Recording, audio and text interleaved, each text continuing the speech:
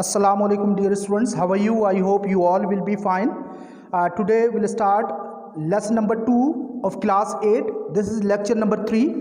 In this lesson we will study a novel, A Shot in the Dark. This is a novel and the theme of this novel is misconception. एक novel पढ़ेंगे A Shot in the Dark, यानी अंधेरे में तीर चलाना, अंधेरे में fire करना. इसका जो थीम है वो है गलत फहमी. कभी भी किसी भी शख्स को कोई गलत फहमी हो सकती है, लेकिन गलत फहमी को आजमाना, उसको जांचना कि रियलिटी क्या है, यही असल बात होती है.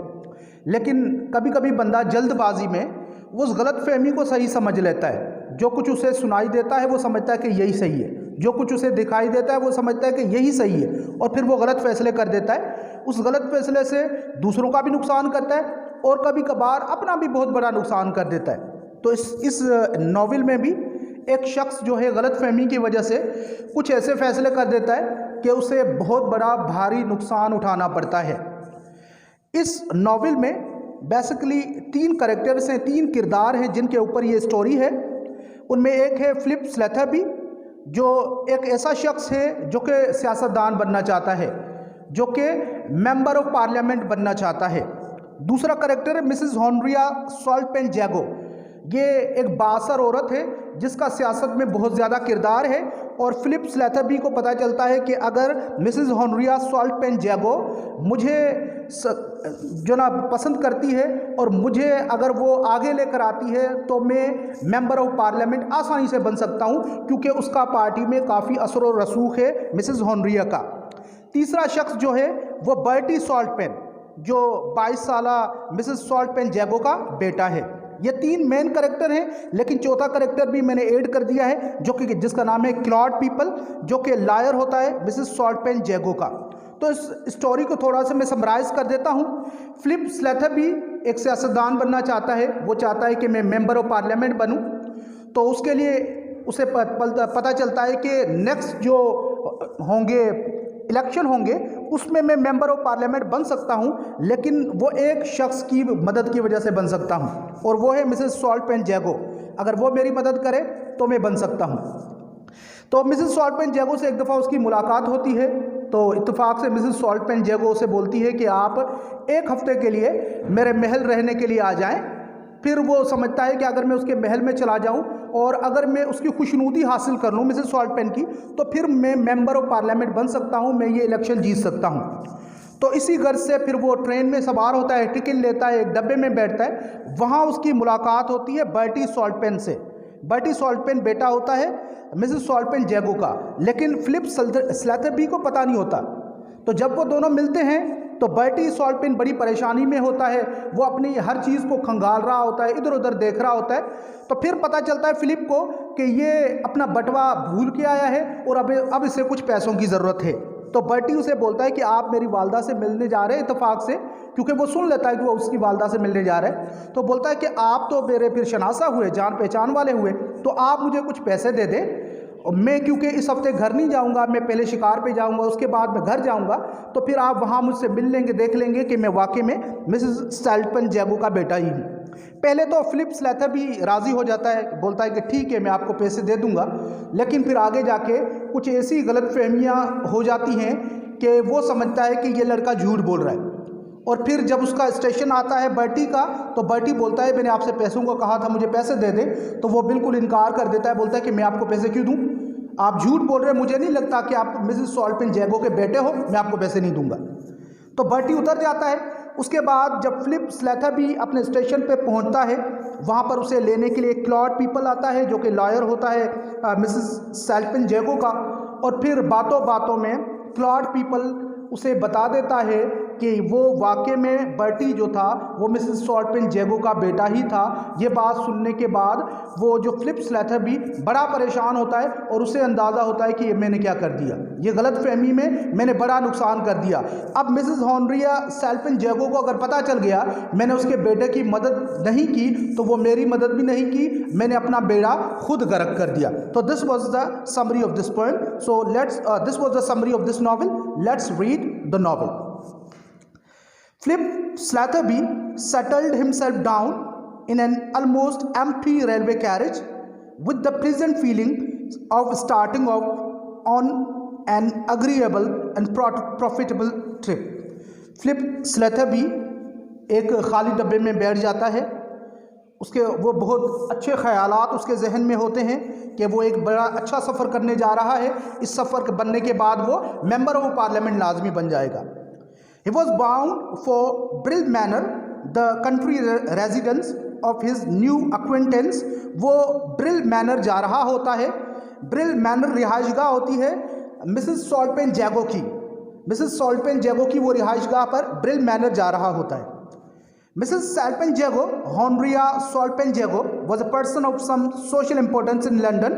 Mrs. Salpen Jago की लंदन में बहुत अहमियत होती है, यानी वो बासर औरत होती है। And of considerable importance and influence in the county of Yorkshire, और चॉर्कशायर काउंटी में वो बहुत ज़्यादा असर रखने वाली होती है जहाँ पर वो इलेक्शन के लिए खड़ा होना चाहता है, Philip स्लेथरबी। The county of Yorkshire was of immediate personal interest to Philip Slatherby, क्योंकि चॉर्कशायर जो था वो फिलिप स्लेथरबी के लिए भी बड़ी दिलचस्पी का मरकज़ था, क्योंकि वहीं से वो जो ना मेंबर ऑफ पार्लियामेंट बनना चाहता था। It was held for the government in the present parliament by a gentleman who did not intend to seek a re-election।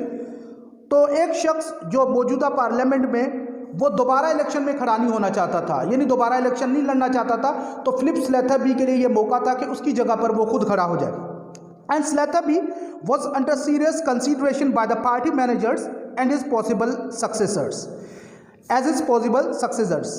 तो फिलिप्स जो पार्टी के जो मैनेजर्स थे, इंतज़ाम चलाने वाले, वो ये समझते थे कि अगला जो हमारा इंतखाब होगा वो फिलिप स्लेथरबी होगा। The Saltpen Jago influence was not an item which could be left out of consideration, लेकिन उसमें ज़्यादातर जो इलेक्शन में ज़्यादातर असर रसूख था वो था मिसेस सॉल्टपेन जैगो का। And Philip Slatherby had been delighted at meeting Honoria at a small and friendly luncheon party.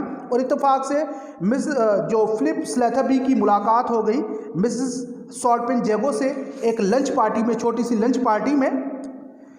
Still more gratified when she had asked him down to her country house for the following Friday to Tuesday। और वो मज़ीद ज़्यादा खुश हो गया जब उस छोटी सी पार्टी में मिसेस सॉल्टपेन जागो ने उसे कहा कि आप मेरे घर पर, मेरे महल आ जाएं एक हफ्ता रहने के लिए। He was obviously an approval, and if he could secure the goodwill of his hostess, he might count on the nomination as an assured thing। और उसके लिए यकीनन ये एक आजमाइश थी। अगर वो मिसेस सॉल्टपेन जैगो के पास जाता है, एक हफ्ता रहता है, वहाँ अपने आप को मनवाता है, वहाँ अपने आप को एक अच्छा सियासतदान साबित करता है और मिसेस सॉल्टपेन जैगो उसे पसंद करती है, तो फिर यकीनी तौर पर उसका मकसद जो है फिलिप स्लेथरबी का वो पूरा हो जाएगा। If you fail to find favour in her eyes, अगर वो अपने आप को नहीं मनवाता है, यानी अगर मिसेस सॉल्टपेन जैगो समझती है कि ये सही नहीं है, the local managers would probably cool off in their early enthusiasm for him। तो वो अगर मिसेस सॉल्टपेन जैगो से इनकार कर देती है, उसे रिफ्यूज़ कर देती है, उसे ठुकरा देती है, उसे पसंद नहीं करती, तो जो पार्टी के जो दूसरे मैनेजर्स हैं वो भी यकीनन फिर उस बात पर मुत्तफिक हो जाएंगे और फिर वो सीट फिलिप स्लेथरबी को नहीं मिलेगी। तो फिलिप स्लेथरबी फिर उसकी तरफ जा रहा होता है, ट्रेन के डब्बे में बैठता है और उस अपने सफ़र का आगाज़ करता है। Till here we will study today. In next lecture we will study further. Now we have to study some words meanings. Number first word is settle, बैठना। Second and third form settled, almost, तकरीबन, empty, खाली, railway carriage, रेलगाड़ी का डब्बा, रेलगाड़ी का carriage, pleasant, खुशगवार, feeling, एहसास, agreeable, पसंदीदा, profitable, फायदेमंद, trip, सैर या सफ़र, बाउंड फॉर, जाना या जाने का इरादा करना, रेजिडेंस, रिहाइशगाह, एक्वेंटेंस यानी वाकिफ़कार, जानने वाला, सोशल, समाजी, माशरती, इम्पोर्टेंस, अहमियत, कंसीडरेबल, काबिल ज़िक्र, काबिल गौर, इन्फ्लुएंस, असर या असर व रसूख, पर्सनल, ज़ाती, इंटरेस्ट, दिलचस्पी, हेल्ड, मुनक्किद होना, first form, second and third form hold, intend, इरादा, सीख, चाहना, तलाश करना, first form, second and third form साठ, री इलेक्शन, दोबारा इंतखाबात, सीरियस, शदीद, सख्त, कंसीडरेशन, गौर व फिक्र, मैनेजर, मुंतजिम इंतज़ाम करने वाला, पॉसिबल मुमकिन, डिलाइटेड खुश, ग्रेटिफाइड मुतमईन खुश, ऑब्वियसली यकीनन, अप्रूवल मंजूरी, सिक्योर हासिल करना first form, second third form secure, goodwill नेक ख्वाहिश, होस्टेस मेज़बान, लेकिन ये औरत के लिए इस्तेमाल होता है, फेमिनाइन के लिए इस्तेमाल होता है, मस्कुलाइन के लिए हम इस्तेमाल करते हैं, मर्द के लिए होस्ट का वर्ड इस्तेमाल करते हैं। काउंट शुमार करना first and second form counted, second and third form counted, nomination नामजदगी, अश्योर्ड यकीनी, फेल नाकाम होना first form, second and third form failed, favour मदद, लोकल मकामी, लीडर रहनुमा, प्रोबेबली गालिबन, enthusiasm जज्बा जोशो खरोश. So these were the words meanings. Now I'm giving you homework. Number 1, write down the words meanings in your fair copies and memorize them. You have to write your words meaning in your fair copy and you have to remember these words meanings. Number 2, read and understand the lesson. Once again you have to read out the lesson, you have to understand the lesson. If you don't understand completely and if you don't get anything, you may contact us. Number 3, complete your fair copies and submit them. Complete your fair copies, unit number 1 and unit number 2. I've taught you unit number 1 how to make your fair copies in previous videos. If you don't understand anything that how to make fair copies, then you may contact us. अगर आपको बात समझ में नहीं आती कि fair copy किस तरह करनी है तो आप हमसे रब्ता कर सकते हैं. मैंने स्कूल में एक फॉर्मेट छोड़ा हुआ है, वहाँ पर वो फॉर्मेट लेकर जाएंगे fair copy किस तरह करनी है. याद रखें, स्कूल जब खुलेंगे कोई fair copy दोबारा नहीं कराई जाएगी, कोई काम दोबारा से नहीं समझाया जाएगा, कोई काम दोबारा से नहीं लिखवाया जाएगा. जो काम हम करा रहे हैं वो अपनी वीडियो से सीख लें. बात समझ में नहीं आती कांटेक्ट करें हमसे, स्कूल में समझ कर जाएं. इसके बाद दोबारा से आपको कोई काम नहीं करवाया जाएगा, कोई बात नहीं समझाई जाएगी, कोई फेयर कॉपी दोबारा से नहीं करवाई जाएगी. ओके बेटा, तो अपनी फेयर कॉपीज़ मुकम्मल करें. जो होमवर्क दिया जा रहा है वो होमवर्क कंप्लीट करें. जो असाइनमेंट दिया जा रहा है असाइनमेंट कंप्लीट करके लाजमी तौर पर ऑफिस में जमा करा कर जाया करें. ओके बेटा, थैंक यू वेरी मच.